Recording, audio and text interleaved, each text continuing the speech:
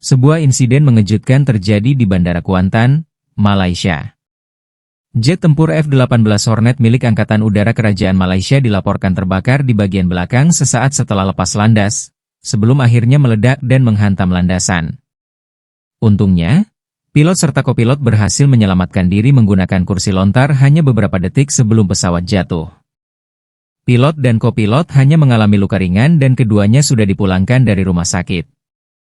Menyusul kecelakaan itu, Kepala RMAF, Datuk Sri Muhammad Noraslan Aris, mengumumkan bahwa seluruh armada F-18 Hornet untuk sementara waktu dikandangkan. Keputusan ini berlaku sampai penyelidikan resmi menentukan penyebab jatuhnya jet tersebut. Perdana Menteri Anwar Ibrahim bahkan langsung memerintahkan investigasi menyeluruh atas jatuhnya pesawat tersebut. Yang menarik dari insiden ini, di saat Malaysia baru saja berencana membeli puluhan unit F-18 bekas dari Kuwait. Malaysia telah mendapatkan persetujuan dari Amerika Serikat untuk mengakuisisi hingga 33 unit F-18 Blok C dan F-18 Blok D Hornet bekas dari Angkatan Udara Kuwait. Proses ini melibatkan pengawasan ketat oleh Komite Bersama Malaysia, Kuwait, dan AS. Penyerahan diperkirakan dimulai pada kuartal terakhir tahun 2025 atau awal 2026 setelah Kuwait menerima pesawat baru mereka, termasuk di dalamnya pesawat F-18 Super Hornet dan Eurovictor Typhoon. Pesawat-pesawat tersebut masih dalam kondisi baik dan terawat di Kuwait.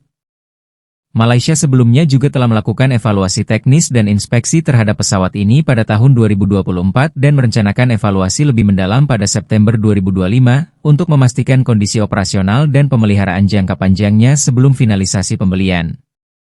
Hingga saat ini rata-rata kondisi teknis F-18 Hornet yang ditawarkan dari Kuwait tergolong baik dengan jumlah jam penerbangan relatif rendah, yaitu sekitar 1.500 hingga 3.000 jam terbang per pesawat.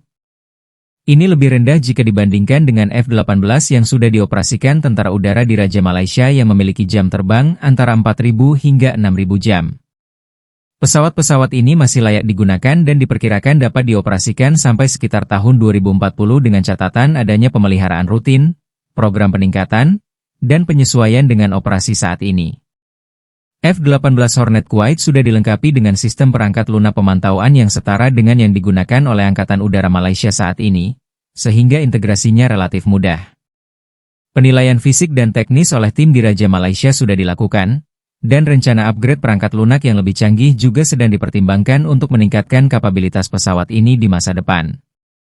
Namun banyak yang mempertanyakan, apakah langkah ini tepat, mengingat armada Hornet yang sudah berumur? Beberapa pengamat bahkan menyindir, jet-jet tempur barat ternyata juga rawan masalah. Sementara itu, pesawat Sukhoi asal Rusia yang dianggap oleh beberapa negara pengguna dan para pengamat abal-abal seperti kalian, sering dianggap lebih tahan banting. Kalau menengok ke belakang, Malaysia sebenarnya merupakan negara pertama di Asia Tenggara yang mengoperasikan F-18 Hornet. Pesawat buatan Boeing ini pertama kali datang pada tahun 1997, setelah sebelumnya dipesan pada 1993. 8 unit Hornet masuk ke Pangkalan Udara Butterworth, sebagai bagian dari modernisasi pertahanan udara kala itu. Latar belakang pembelian ini tak lepas dari persaingan dengan Singapura yang sudah lebih dulu mengoperasikan F-16 Fighting Falcon. Perlu diingat, F-18 bukan pesawat sembarangan. Hornet adalah salah satu jet tempur pertama di dunia yang menggunakan sistem kendali fly-by-wire atau electropulse. Desain sayapnya yang berbentuk trapezoid membuatnya lincah di kecepatan subsonik, tapi tetap stabil. Struktur pesawatnya pun dirancang tangguh, bahkan roda pendaratannya diperkuat khusus untuk operasi di kapal induk. Meski begitu, umur jet ini sudah mendekati 30 tahun.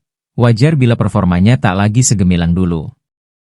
Dengan kondisi ini, publik ini menunggu hasil penyelidikan. Apakah kecelakaan di Kuantan hanya sekadar masalah teknis pesawat tua, atau ada faktor lain yang lebih serius di balik insiden dramatis ini? Silahkan kalian adu jotos di Warung Tuk Dalang.